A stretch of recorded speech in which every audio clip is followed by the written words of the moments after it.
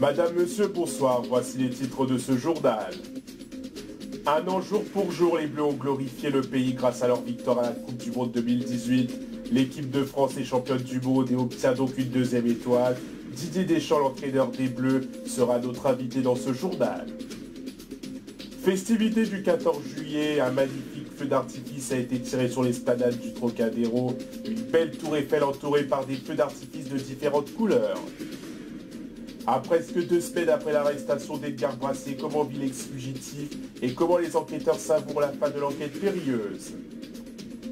Et puis on terminera ce journal par les vacanciers à la plage.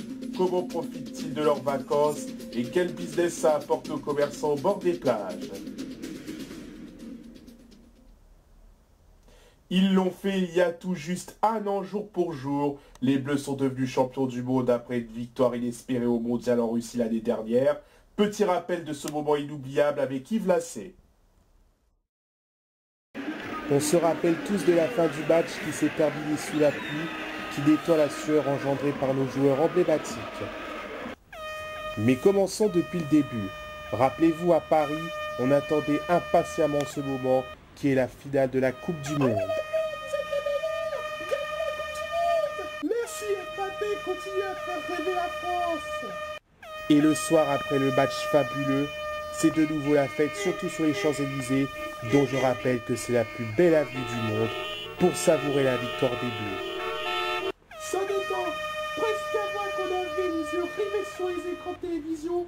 Et là on a gagné 20 ans après la victoire de 1998. À l'époque j'avais 10 ans.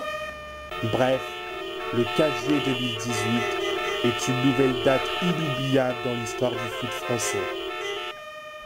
Didier Deschamps, bonsoir. Bonsoir. Ça vous fait quoi de revoir ces images un an après? Bah, ça fait quand même quelque chose. Quand je pense qu'il y a un an, on était en Russie, en train de savourer la victoire, et maintenant, on a une deuxième étoile au-dessus de notre mascotte. Est-ce que vous vous êtes imaginé gagner la Coupe du Monde? On me la pose beaucoup cette question. Bah oui, mais justement, on aimerait bien savoir. Bah, avec toutes les victoires qu'ont effectuées nos joueurs, je me suis dit que la Coupe du Monde se rapprochait. Avez-vous des projets pour l'équipe de France, par exemple pour l'Euro? Qu'est-ce que vous envisagez? Bah écoutez, ça sera la même chose que pour la Coupe du Monde. Qu'avez-vous pensé de la Coupe du Monde féminine et de leur défaite face aux États-Unis? Écoutez, malgré cette défaite, je pense que l'équipe de France féminine a super bien joué. Et si ça sera arrivé à mes joueurs, bah tout ce qui compte, c'est le fair play. La tactique, c'est le plus important. Après la victoire, reste qu'une récompense.